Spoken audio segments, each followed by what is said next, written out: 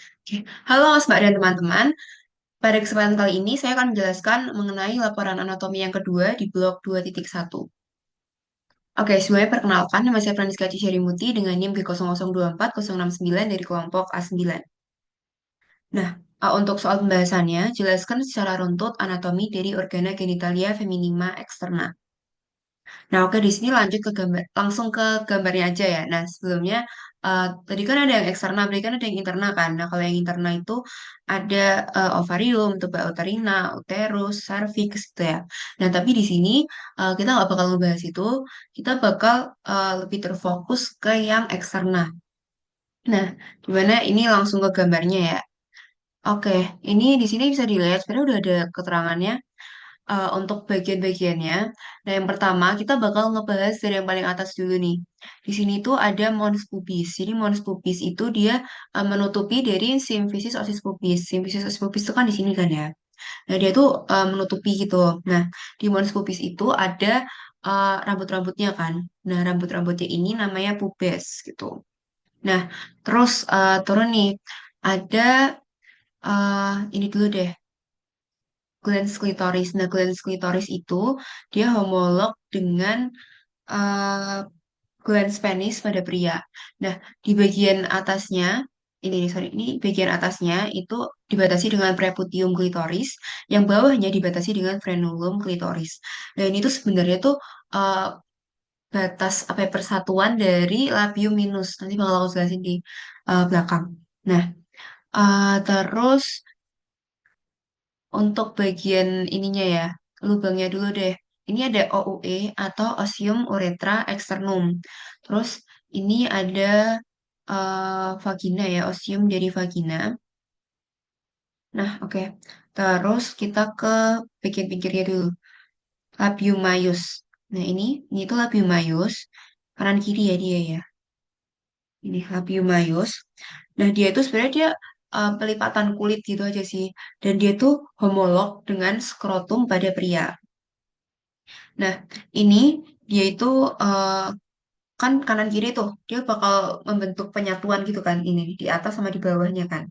Yang di bagian atas itu ini nih namanya commissura labiorum anterior.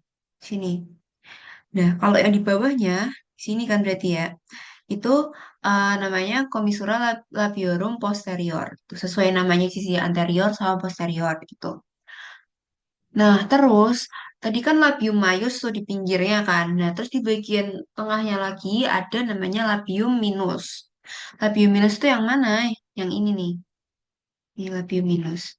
Dia juga sama kan kanan kiri gitu. Nah, terus ini labium minus dia bakal menyatu di sini kan. Nah, dia tuh bakal membatasi dari klitorisnya. Yang di bagian bawah dari klitoris namanya ada frenulum klitoris. Yang bagian atasnya preputium klitoris kayak gitu. Nah, dia sebenarnya juga menjadi batas lateral dari vagina dan juga osium uretra yang eksternum gitu. Terus yang labium minus udah, kita lanjut ke glandulanya dulu deh. Ini nih di sini itu ada glandula dari Bartholin yang dia itu homolog dengan glandula uretralis pada pria. Jadi sama sih fungsinya kayak untuk melumaskan gitu ya, untuk pelumas gitu. Terus di sini ada juga nih yang di dekat OUE itu ada glandula skinny. Nah, ini juga hanya ada pada wanita ya. Di bagian sini itu terus ini di sini juga ada vestibula.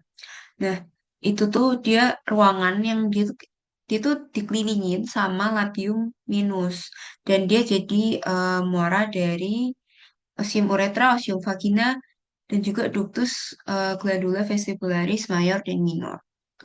Jadi itu kayak cuman ruangan di sebelah sininya aja sih. Vestibular. Gitu. Kalau untuk yang apa organa genitalia feminima yang eksterna itu sih. Terus yang di bagian belakang sini ada anus. Dan ini di bagian anus ke vaginanya. Ini ya. Itu ada perineal raphe. yang garis lurus ini. Gitu. Terus kita lanjut ke himennya. Himen itu sebenarnya yang mana sih? Yang ini nih. Dia selaput darah gitu lah ya. Nah, itu ada banyak jenisnya di wanita.